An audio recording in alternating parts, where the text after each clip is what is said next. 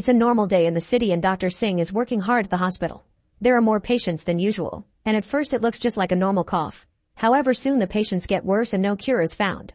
The news announced that a virus called H5G9 or the sick has been discovered and classified as the deadliest in history. When Singh goes home, he's devastated to discover his wife Rani is infected too. He immediately puts her in his car and rushes to the hospital, which is harder than it sounds because people are panicking on the streets, causing lots of riots and violence. Later at the hospital, the nurses call Singh to check on the latest newborn babies and he's shocked to discover they were all born with animal parts. They are classified as hybrids, but scientists don't know if they brought the virus or they're a consequence of it, so people fear them. At the same time, Richard runs with a deer baby to hide at the Yellowstone National Park. He renovates an abandoned house and puts up a fence so they can live in peace. The virus ends up wiping out most of humanity and society collapses. This event is known as the Great Crumble. In the forest, Richard raises Gus, who grows up calling his dad Pubba. Richard makes toys and books for him, but he never tells him about the outside world, doesn't let him cross the fence, and teaches him to hide if he ever sees another human. Whenever a plane flies by, Richard covers Gus' ears. One day a plane drops some flyers about a refuge for hybrids, and Richard burns them all before Gus can see them. When Gus turns 7, Richard finally tells him about the Great Crumble and how people hate hybrids. He also says Gus' mother is dead but doesn't add any details. That night Richard buries a box of mementos from his old life. Sometime later, Gus dares to cross the fence to follow some footprints and hears a scary growl. Richard soon finds him and drags him back, scolding him for his actions. Gus is sure a deer is his mother, but Richard denies it and Gus runs into the house to cry. At that moment they hear a voice in the distance and Richard immediately grabs his gun. The other man explains he's looking for his missing sister. Richard tells him no woman came by and asks about the world, so the man explains the sick has slowed down but it's still out there. Suddenly Gus moves among the plants and Richard checks on him. When he looks up again the man is gone but he left ribbons tied to the fence. Realizing they've been marked, Richard makes Gus hide in a secret compartment in the house and grabs a special injection before heading out. Gus waits for a while and is startled by a noise, but it's just a deer. He tries touching it, however the animal runs away when it hears yelling nearby. Then Richard comes back and tells Gus he won't hurt you now before collapsing. Gus immediately takes him to bed. The next morning Richard tells Gus that his mother was called Birdie and she would be proud of him. Unfortunately, a few hours later, Richard passes away on his chair. Weeks pass and Gus does his best to survive alone while keeping straw dolls for company. One day he gets too frustrated with the garden and throws a lamp at the weeds, which accidentally starts a fire. He puts it out by throwing things at it, like his precious dog plush. Afterward he finds an old map he drew years ago and starts following it until he finds a tree with a heart and an arrow. He starts digging on that spot and finds Richard's box, which contains money, credit cards, IDs, a photo of his mother Birdie, and a poster for the hybrid refuge. The picture says Colorado, so Gus checks the map and decides to go there to find his mother. After packing up his stuff, he makes it to the fence and finds some candy bars on the ground. He loves the taste of the first one and tries to grab another one, but it's pulled away by thread. Suddenly an arrow flies out and Gus runs to hide, noticing there's a hunter nearby. He gets ready to hit him with his slingshot, but a second hunter appears behind him and grabs him. The hunters say that Gus is bigger than other hybrids and call him special, so they want to take him to a lab. Gus manages to hit the guy and frees himself as he yells, causing the men to be surprised he can talk. When the hunters get ready to kill him, they get showdown first. Tommy appears and kills the hunters while Gus runs away. He hides in his home, but soon Tommy finds him and takes him out of his hiding spot, explaining he found him because of the smoke. Tommy is also shocked to hear Gus can talk and sees Birdie's picture. Then he warns Gus that some people hunt hybrids to sell their animal parts while fixing his broken pipes. Tommy also gives him a few tips on how to take care of the farm and calls Gus Sweet Tooth before leaving. Ignoring all the warnings, Gus runs after Tommy and asks him to take him to Colorado. A flashback shows Amy working as a therapist and hating the routine. When the virus outbreak happens, she's forced to stay in her office. Weeks pass and the lockdown becomes too much, so Amy finally goes outside, only to discover the elephants have escaped from the zoo. Amy runs to the zoo and frees the birds from their cages too. She starts living there and for years she's alone but happy, until one day she discovers a hybrid baby abandoned in a box. In the present, Gus continues to follow Tommy around, ignoring his protests. At night, Gus' eyes become really creepy but Tommy agrees to share some of his food anyway. The next morning, Tommy discovers Gus ate all his provisions and gets furious, so Gus apologizes by explaining he can find food with his enhanced sense of smell. They come across an abandoned visitor center and Gus goes inside, but he gets terrified when he sees a deer head on the wall. When he tries to run away, he steps on a trap and is caught by a net. It turns out a family lives there and when they see Gus isn't a hunter, they invite him and Tommy to have lunch with them. The family keeps wearing their masks, so Tommy assures them he isn't infected and that hybrids like Gus can't carry the virus at all. For the first time, Gus gets to play with another kid and real toys. He also discovers he shakes his leg if someone scratches him behind the ears and hears music for the first time. The family father recognizes Tommy as a football star, but Tommy doesn't want to talk about it. In the forest, the last men appear. They're a paramilitary group who kill hybrids, and now they've found Tommy's trash. Meanwhile, in a town in Gideon, Singh notices that Ronnie's pinky is shaking, which is a sign that the sick is coming back. He immediately gives her an injection, but there aren't many left. He leaves on his horse and visits the medical center that is settled down on an old fast food building. There he meets Dr. Gladys, who is trying to find a cure. She gives Singh more medicine for Ronnie and shares her notebook so he can help her keep track of what works or doesn't. Gladys reveals she has cancer and wants Singh to continue to search for a cure since she can't work anymore. Back in the house, the mother notices Tommy has a last man mark on his chest and confronts him in private. Tommy explains he isn't a last man anymore and he only used to kill to survive. He also thinks it'd be a good idea for the family to adopt Gus. Later, when the mother sees Birdie's picture, she identifies the place as Red Rocks. In the middle of the night, Gus can't sleep and discovers Tommy is about to leave alone. At that moment, the last men arrive and ask the family to give them the hybrid. Tommy goes outside and starts fighting them with a bear trap, easily bringing them down, thanks to his big size. A man manages to sneak into the house and tries to shoot Gus, who dodges just in time. Then Gus quickly stabs the man in his leg and gets ready to defend himself with his slingshot, but the man freezes when a huge deer appears at the door.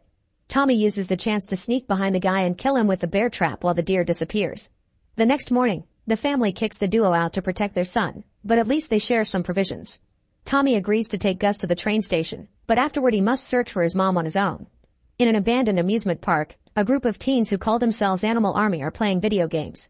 Suddenly an alarm alerts them of hybrid distress, so they leave to take care of it. While Tommy and Gus continue to travel, they come across some flowers that Gus never saw before. Tommy explains they appear in areas where the virus is. When night falls, they stay in an abandoned bus where Tommy keeps his supplies, his medicine, and his old trophies. Gus goes to bed and is startled by a bright light outside, so he comes out and discovers there's heavy snow everywhere with no Tommy in sight. At that moment, Gus wakes up and realizes it was a dream. Tommy has made a disguise to make it look like Gus' antlers are part of a costume. In the meantime, Singh takes over Gladys' practice and sees patients every day, which reminds him of how much he loved being a doctor before the outbreak. After work hours, he continues to work on a cure and his wife becomes his control group since she's the only person who has survived the virus. Reading Singh's notes reveals that her research was immoral and she did lots of experimentation on hybrids, proven by the bloodstains on the floor. The last men bring supplies for the clinic and Singh is worried they may include hybrid parts, but the boxes are normal. Since Singh refuses to use hybrids for the medicine, it isn't as effective anymore and Ronnie's hand is constantly shaking. She convinces him to go to a neighbor's party anyway, which is interrupted when one of the men reveals a shaking hand too. The neighbors immediately hold him down and use a home test on a sample of his blood, which confirms he's infected. The group immediately ties him up and burns the whole house with him inside. Back to Tommy and Gus, they reach a bridge and see a train pass by. They follow it to the station and Tommy bribes a guard with some batteries to avoid being scanned. There's a big market in the station and Gus enjoys the food while Tommy buys the ticket. Since it's so expensive, he has to hand in his shoelaces as part of the payment. Tommy also tries to buy more medicine, but the supplier is gone. Gus goes wandering around and finds kids playing some carnival games, but he gets upset when he realizes the targets are drawings of hybrids. As he panics, he bumps into Becky of the Animal Army, who helps him calm down and pokes his ears. She tries taking him with her, however Tommy immediately drags him away. Afterward, Tommy gives Gus the ticket and takes him to the boarding line. While waiting, Gus smells Tommy's medicine coming from some boxes, so Tommy asks for his help. Following Gus' nose, they break into the security car and take a box of medicine. A guard finds them and Tommy quickly brings him down, but when they come out, another armed man threatens them with his gun. Tommy starts fighting him and before passing out, the guard notices Gus' ears moving. The duo runs away and rushes to catch the train, only for the last men to surround them and capture them both, removing Gus' helmet to confirm he's a hybrid and taking back the medicine. Moments later, the duo is being dragged through the forest with their hands tied and their eyes covered. Suddenly someone opens fire from the shadows and soon the last men are being killed by Becky and the Animal Army, who are wearing animal disguises. Meanwhile, at the last men headquarters, the leader General Abbott is informed someone very important has been found. In the forest, Becky explains that they don't want to hurt Gus, they just want to help and advises him to run away from Tommy. The others are tasing Tommy down and get ready to shoot him, however Gus hugs him as he begs them not to do it. Becky agrees to help them both. In the zoo, Amy lives with a baby, who has grown into a young girl named Wendy. They go to town together with a wagon to look for supplies, but Amy gets scared when she sees a burning cigarette on the ground. She drags Wendy to hide and takes out her gun while a last man passes by. Thankfully he doesn't see them and leaves. When the duo returns to the zoo, Amy locks all the doors.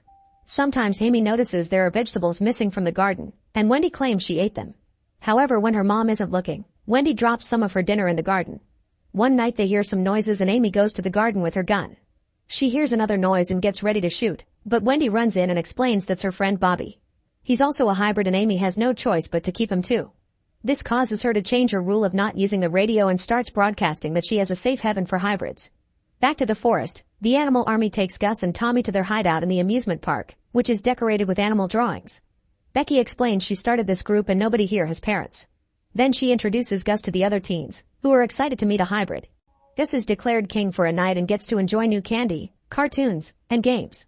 Becky tells him how the adults ruined the world before the crumble and how the planet has been healing since then. The animal army thinks this is thanks to the hybrids and that's why they fight to protect them. The last men killed Becky's parents and that's another reason why adults aren't allowed in their base. She tells Gus that Tommy has the last man marked too, so he shouldn't trust him. The next morning Becky takes Gus to see Tommy, who has been tied up and gets tased whenever he gets sassy. Under Becky's pressure, Tommy admits he used to be a last man to survive but swears he isn't anymore. Gus points out the animal army also killed people to survive and hugs Tommy, which convinces Becky not to kill him. She makes a big announcement, but the other teens disagree and open a container that reveals a huge hungry tiger ready to execute Tommy.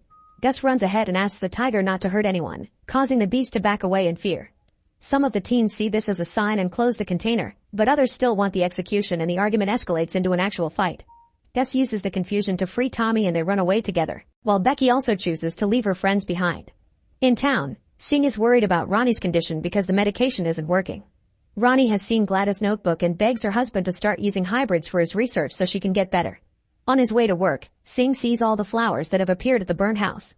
At the clinic, Singh reads Gladys' notes on which hybrid parts are needed and takes the flare gun, which has different colored flares depending on what he needs. Singh shoots the one asking for the special sauce referring to hybrid parts. When he returns home, he sees a flower on his garden.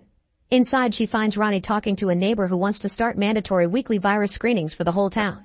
Singh refuses to do so because tests are scarce, but the neighbor promises to make the community vote. Sometime later the neighbor realizes Ronnie doesn't go out anymore and yells at the couple for hiding her illness. Singh tries to stop her from telling everyone and while they argue his horse accidentally kicks the woman, killing her. Singh feels guilty but Ronnie convinces him to bring the body into the house. That night Abbott and his men burst into Gladys' home. Abbott accuses Gladys of faking her cancer to avoid working with him and explains that there's a new virus wave coming. Gladys calls him a monster but when he threatens her life, she has no choice but to admit she left her notes on the cure with her replacement at the clinic. Then Abbott sends his men to kill her anyway. In the forest, Tommy is having lots of leg pain because of his lack of medicine. He thanks Gus for defending him and teaches him to fist bump before announcing he'll take him to Colorado. Suddenly they find Becky on a tree, who gives her the address her former team found from Birdie on the internet. Then she offers to help them reach Colorado since she knows what areas the animal army doesn't patrol. The trio walks for a few hours and stops when they find some fabric on a tree. Tommy explains it's a parachute and thankfully Gus doesn't see the body hanging from another tree nearby. Eventually they reach the Valley of Sorrows, which is covered in the virus flowers because bodies used to be buried there. They'll have to use a bridge to cross, which causes an argument between Tommy and Becky over its safety. Gus ignores them and starts crossing alone, causing someone to break. He falls and grabs onto the rope at the last second. However, the rope also breaks and Gus falls on the flowers, passing out. His old dog Plush appears and licks him until he wakes up, then it runs away. Gus chases after him and enters the forest, where he sees the flowers on a tree and a mailbox that ejects candy. Then it starts snowing and Gus finds many objects, like beds and hot chocolate. Richard appears on a chair and says he isn't mad that Gus crossed the fence. He also points at train tracks nearby. Then Richard disappears and an angry Gus starts hitting a mirror, where he sees Abbott's face with fiery eyes. A terrified Gus starts running, only to wake up when his friends find him. By covering their faces, they manage to take Gus away from the flowers without inhaling their pollen. Then Tommy and Becky start arguing again, so Gus makes them fist bump to shut them up. At the zoo, the family has been growing thanks to the other hybrids that have arrived after hearing the broadcast. Amy gets a call from a man who found the hybrid baby and asks for advice on how to take care of them. She tells him to leave the baby on a safe spot to pick them up, but the man refuses because the baby is too weak and asks where she is. Thinking it may be a trap, Amy hangs up. Afterward, Bobby brings a ribbon that he found on the fence, meaning they've been marked. In town, Singh has to pick all the flowers that appear on his garden. A neighbor is now putting up missing signs for the missing woman and Singh has a hard time keeping a straight face. One afternoon, he gets a message from the clinic saying a package has arrived for him. The couple rushes to the clinic eager to start working with the secret sauce, but when they open the box they find a note that says out of hybrids. At that moment Ronnie notices water leaking from the freezer and go inside to confirm the neighbor's body is still there. However, the door is open, which means someone saw it. At that moment the neighbors arrive and accuse the couple of being killers. Singh starts lying, saying the woman had been sick and he hit her because he doesn't approve of the burnings, seeing them as barbaric. His speech makes an impact, but it's ruined when Ronnie begins to cough. The neighbors drag the couple back to their house and tie them up before starting the fire. The house starts crumbling down. However, before the flames can reach the couple, the last man burst in. They quickly put out the fire while Abbott searches for Gladys' notebook, finding it in a cupboard. He's about to leave without saving the couple, but he freezes when Ronnie reveals she survived the virus thanks to the trials. Gus lies as he says he's the only one that knows what Gladys was missing for a proper cure, so Abbott agrees to bring them along. Since the headquarters are in a classified location, Ronnie and Singh are tied up and have their faces covered before they're put in a truck. Meanwhile, Singh's horse runs away. Back to Gus' group, they finally find the tracks and start running to catch the train. There's a hook hanging on the side of the car and Gus jumps to grab it, swinging to jump into the train. Becky manages to jump in as well, but Tommy is having trouble because of his leg. He remembers how hard he used to run for football matches and inspires himself to grab on the train at the last second. The kids help him up and look around the train, discovering this is a hauler so it has no passengers except for the working crew. They don't notice a last man uniform behind a door. During the trip, Gus is amazed to see all the animals and Becky teaches him to play I Spy. When Gus checks his bag, he realizes his dog plush is missing. At that moment the door opens and the trio rushes to hide. A worker comes by and at first he doesn't see them. But when Gus accidentally drops a bottle the man finds him and pins him down. Tommy attacks the man from behind and a fight ensues during which they almost push Becky off the train. After lots of punches, Tommy takes a better look and realizes the worker is his old friend Jimmy, so they laugh and hug. After they share some stories from their football days, they realize Gus has gone looking for his dog. The trio searches for Gus while Jimmy keeps asking about Tommy's life. It's revealed that all their old football teammates, Tommy's wife, and his baby are dead. At that moment Gus comes back looking sad because he couldn't find his dog, which is the last thing he has with Richard's smell. Tommy cheers him up by showing him a river that indicates they're arriving at Colorado. The address from the internet mentioned Go Grow and Jimmy explains it's short for Goss Grove, a neighborhood outside Essex City. The chat is interrupted when Becky hears last man in the other car and Jimmy takes the group to the back area. However, they can see the men coming. Becky thinks they should jump. However, Tommy sees the dog and decides to rescue it. He puts on the uniform from the door and pretends to be a last man to pick up the dog. However, the men have a wanted sign with Tommy's face and recognize him. Tommy throws a bunch of boxes to slow them down and runs back to Jimmy's car, closing the door behind him. The last men soon start pounding on it, so Jimmy tells the trio to jump while he buys some time. After a final goodbye, Gus' group jumps off the train at the same time the last men burst in. Jimmy starts fighting them but he quickly gets overpowered and killed. At the zoo, Amy finds a bunch of ribbons at the fence and announces they must leave. Suddenly they hear a noise and check the security cameras, which show two last men outside. They immediately pack up their things and Amy guides all the hybrids to escape through the sewers, but she stays behind in case the last men need to be distracted. A flashback then shows that in Alaska, an expedition team discovers something very important in one of the many ice rods they extract. This is sent to a lab in Essex City where Richard works as janitor. One afternoon, he hears scientists Bertie and Judy arguing. Bertie says they can't let this happen but they fall silent when they see Richard nearby. Later at the pub, Richard spots Bertie and apologizes for what happened. They spend a wonderful night together and Bertie ends up sharing a bit about her project. The people in Alaska found a microbe that could form a vaccine and save lives, but if it goes wrong then all hell could break loose. Afterward Richard walks Bertie home and she invites him in. Bertie shares that her husband died from a serious disease and that's why she stopped teaching to start researching. When they're about to kiss, they're interrupted by an urgent call informing Bertie that the military is taking over the lab. Richard volunteers to drive her there and they go inside through the back door. There are lots of soldiers taking away all the research, but the duo takes an empty corridor into a secret office. Bertie shows Richard that their experiments with the microbe have created a miracle and reveals baby Gus, who starts crying. The soldiers hear it and appear on the corridor, so Bertie wants to escape with the baby before the military finds him. Richard puts on his janitor clothes and pretends he's cleaning to distract the soldiers, allowing Bertie to sneak out with the baby. After the men let him go, Richard runs to meet with Bertie, who hands Gus to him and asks him to keep him safe while she goes back to burn all her research. When she steps back, a fence closes between them and an alarm starts wailing, so Richard runs away with Gus. In the present, Gus' group finds Essex City. After wandering around they find the right house and Gus pounds on the door, asking for Bertie. The person opening the door is Judy, who recognizes Gus and is shocked to see he's alive. She explains she used to work with Bertie and that she came to this house looking for her, but she only found the military ransacking the place. The soldiers beat Judy up and left her for dead. Later she was found by Bertie who nursed her back to health. One night Bertie just left, and Judy doesn't know where she is now. Gus notices a pot with the lab's name and recognizes it from that ID he found in Richard's box. Judy gives Gus a key to the attic that Birdie had asked her to protect. Gus is excited to open it, but Becky and Tommy worry because they recognize the name of the lab from the rumors of where the virus came from. They enter the attic and Gus finds a picture of Birdie with her father while Becky discovers some files with Gus' name.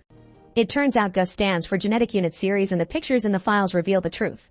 Gus freaks out so Becky explains she was also adopted, but that doesn't mean her parents weren't real. However, Gus keeps on getting angry because Richard lied about everything and he rushes out of the house. As he runs through the forest, a bunch of deer run with him. Another flashback shows that in the early days of the outbreak, one of the essential workers is accidentally hit by a car. The driver is Tommy, who is desperate to get his wife into the hospital because she's about to give birth. The place is full of patients and at first the soldiers and nurses don't want him to stay, but after some begging they take Tommy's wife to the maternity ward. While waiting, Tommy sees on TV how hybrid births are on the rise and people protest about them on the streets.